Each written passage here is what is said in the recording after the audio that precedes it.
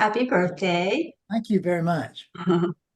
Um, yeah, I just wanted to share Huh? that it's very interesting how when you hear, and I'm sure you can probably hear my dog in the background snoring again, so I can't. sorry about that. Okay. Microphones are wonderful. I can't hear it. Okay, Those good. are I geared. guess my headphones help too. Oh yeah, yeah, yeah. Yeah. So for many years I heard, technically heard the phrase, you're already Mhm. always it, Yeah, and you can't move an inch away from it. that's right. And, there was an intellectual understanding, but until you're ready to hear it, Yeah, you don't hear it. And it's just fascinating because I can look back and say, well, of course I heard it hundreds of times. And then it was really your teaching that brought it home, and the approach that mm, you teach. And um there was definitely, this was the time there was readiness, yeah, but it was just the perfect meeting of readiness and teaching.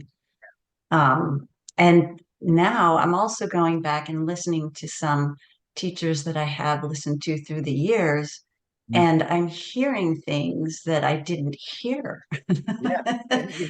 Even though they were, even though my ears heard them, Yeah, I couldn't, so it's yeah. kind of mind blowing. But the thing is that it was the unit's ears that were hearing them, and now it's awakeness that hears itself. Yeah, Yeah, that makes total sense. yeah. This is funny thing. It's you can't hear it until you can't not hear it. And now Right. Yes. that's your experience now. Yes. Yes, absolutely. Yeah, and all the paradoxes that just suddenly make sense, and you see that it's just everything, that everything is paradox. Yeah. And so it's almost like you come full circle Hmm. back to where you started almost, but you're looking from a different perspective. I mean, there's the moving away from everything or the turning away from everything, and then the turning back toward everything. But instead of looking at it through the eyes of that unit, you're looking at it all from a different space. So Yeah, it's just, absolutely. yeah, so cool. That's the key. It's we always wondered. We didn't exactly know what we were looking for, but once awakening has occurred, we recognize, well, it really doesn't uh, matter what we were looking for. What the question really was, who was looking, and uh, so the when you're looking from the imaginary character for truth, truth will forever be elusive. But when you, as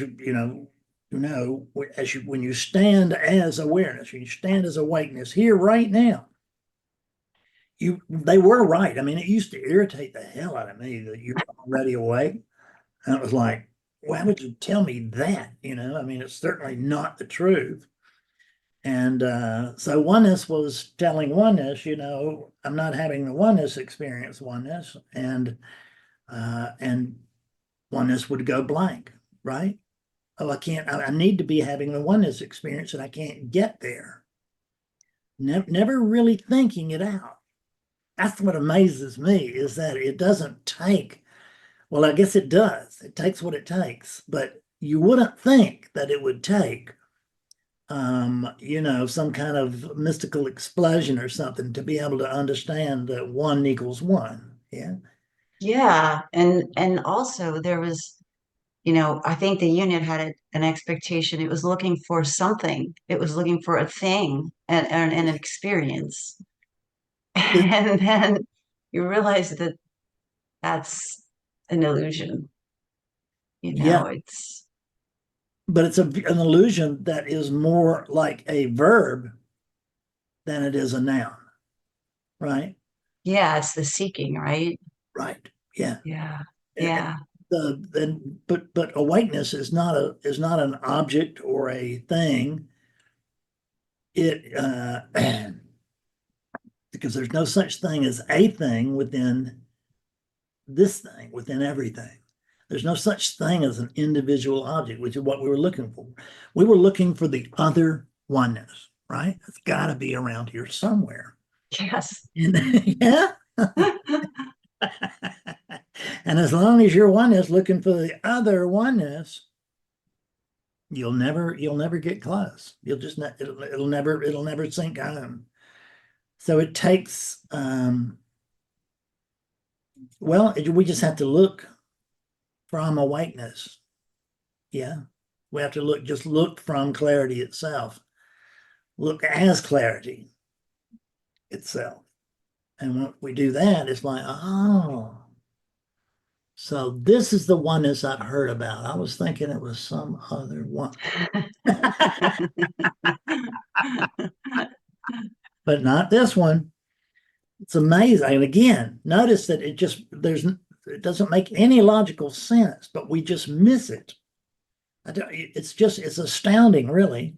Yeah. Yeah. And the more you try to explain it, the crazier and it sounds. And the more, I mean, I try to spell this out sometimes for my husband, Yeah. and it even sounds crazy coming out of my mouth, Oh, yeah. so I can't imagine what it sounds like to him. Yeah. Yeah. Yeah. Yeah. That's the reason we can't tell anybody. Right. We can only do what I'm reduced to doing here, which is the old so-called pointing. Yeah.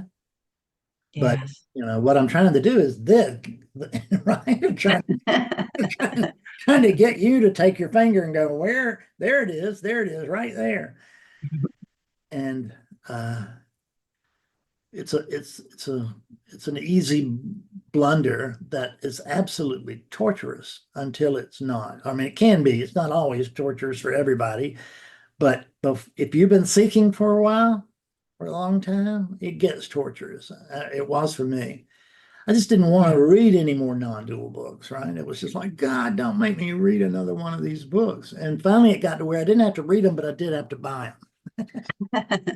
So I became a collector of books I don't read, and it seemed like money, and money down the drain. It was, except for the fact that I couldn't do anything else. Because, and you would think that that also would be a pointer, the fact that, gee, I don't want to do this, but I find myself doing it. Could that possibly mean that, right? That I'm not what I have to question what I think I am. Right. And are you the doer at all? Are you the doer at all? That's it. You have to come to see that not only is there no doer, but you're not it either. Right. there's no the the ability to bypass truth is uncanny, is what it really boils down to. It's unexplainable. It doesn't make any sense, but it is universal. I mean, I don't know anybody that woke up, that came out the womb, or when it first started having relative experiences, went, oh, this isn't it. It's not this. It's what's behind this. It's what's underneath this. It's what's hiding, and it feels like hiding outside of this. And as long as we're looking for that thing outside, we are doomed to look. And I would have traded in everything I had that related to non-duality just to not have to seek anymore. The seeking becomes as bad as ordinary life. Because for a while, seeking is a comfort. Because I don't have it now, but I will soon find it. And we begin to live and die by soon. It's